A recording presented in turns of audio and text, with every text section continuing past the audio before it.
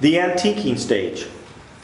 Now, if you listened to the last section, what we did was we took our primered piece of molding. We applied our first coat of cocoa berry stain.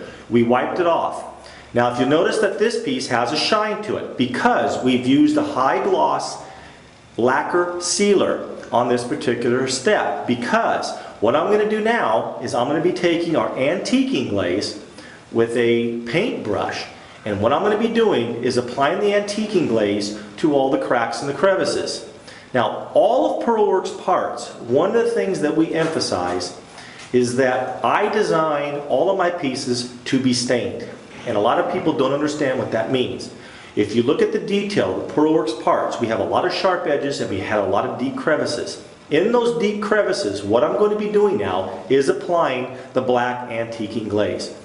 Now, Sergio, go ahead and show that technique for us.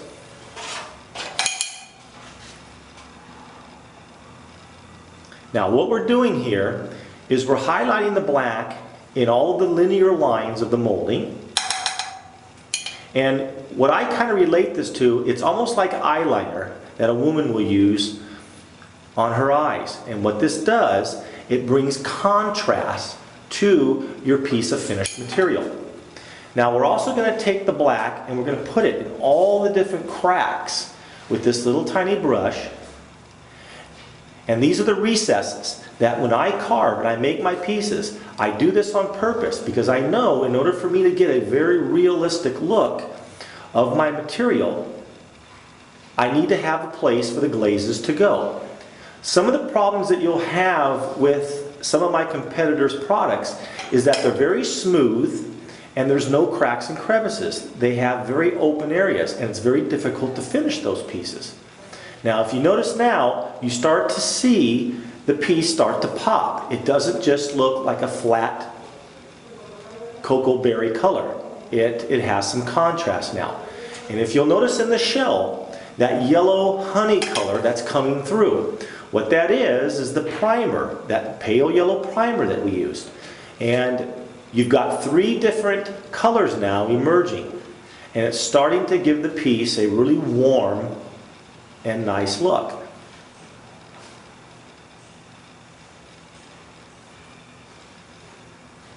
Now, this particular technique, you're going to be doing this to the entire piece of molding that you're going to be finishing. And really it goes pretty quick.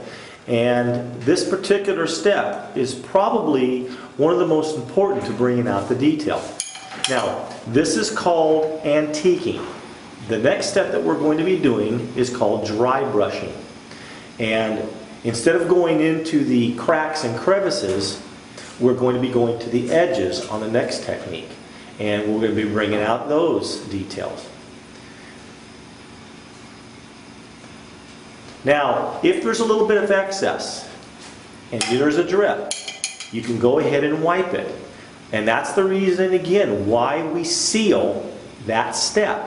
For example, let's just say you didn't like this and you wanted to start over.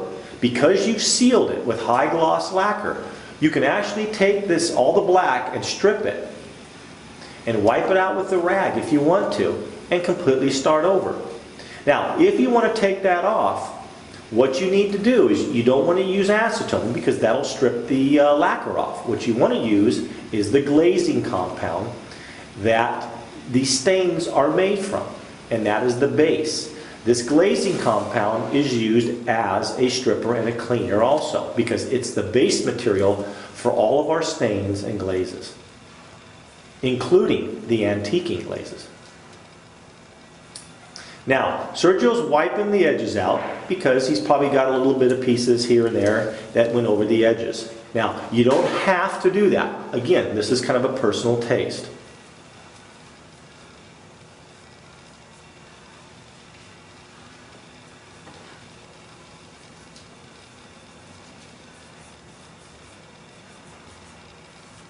Now, once this step is finished and you're happy with the look, bring out the high gloss lacquer and we're going to seal this coat. Again, if we don't seal the coat and we make a mistake, we got to start over from scratch.